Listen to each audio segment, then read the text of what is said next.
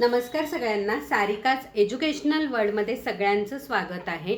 आज आपण इयत्ता 8वीतील इतिहासातील प्रकरण 4 1857चा स्वातंत्र्य लढा या प्रकरणातील 1857 पूर्वीचे लढे या घटकामधील पुढच्या मुद्द्यांचा अभ्यास करणार आहोत।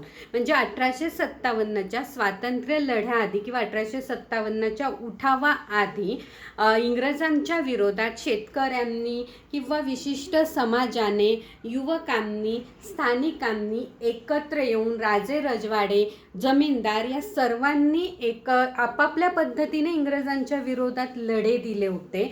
त्याचप्रमाणे इंग्रजांच्या फौजेत असलेले जे भारतीय सैनिक होते त्यांनी देखील इंग्रजांच्या विरोधात लढा दिलेला होता, कारण त्यांना इंग्रज सैनिकांच्या मानाने दुजा भावाची वागणूक दिली जात होती, त्यांच्यामध्ये भेदभाव केला जात होता।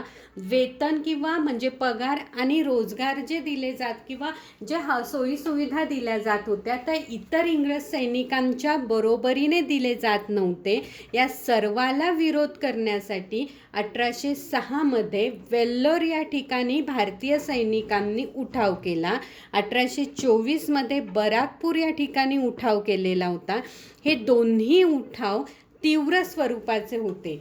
थोडक्यात 1857च्या उठावाआधी जे काही लढे झालेले होते किंवा जे काही बंड झालेले होते ते जरी तीव्र स्वरूपाचे असले तरी सुद्धा त्यामध्ये इंग्रजांनी आपल्या बळाचा वापर करून ते दडपून टाकले, कारण ते सर्व एका विशिष्ट गटांनी एकत्र येऊन केलेले होते, स्थानिक स्वरूपाचे होते।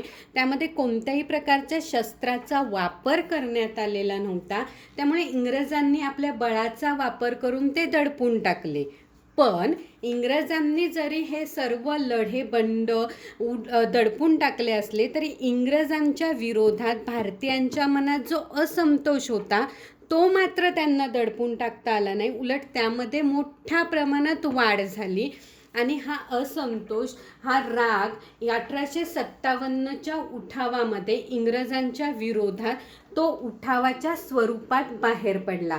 म्हणजे 1857 पूर्वीचे जे लढे होते ते गटागटाने तयार करण्यात आले होते, राज्यांपुरतेच मर्यादित होते। पण या 1857च्या उठावाचं वैशिष्ट्य म्हणजे हा जो उठाव होता हा पूर्ण भारतामध्ये एकाच वेळी देण्यात आलेला होता आणि या उठावामध्ये सर्व जनतेने एकत्रित येऊन आपला राग शस्त्र स्वरूपामध्ये किंवा सशस्त्र पद्धतीने इंग्रजांच्या विरोधात हा उठाव करायला सुरुवात केलेली होती। यामागची अनेक कारणे आहेत आणि त्या कारणांमुळेच असंतोष वाढत गेला आणि तो असंतोष या उठावाच्या माध्यमातून बाहेर पडला। थँक्यू।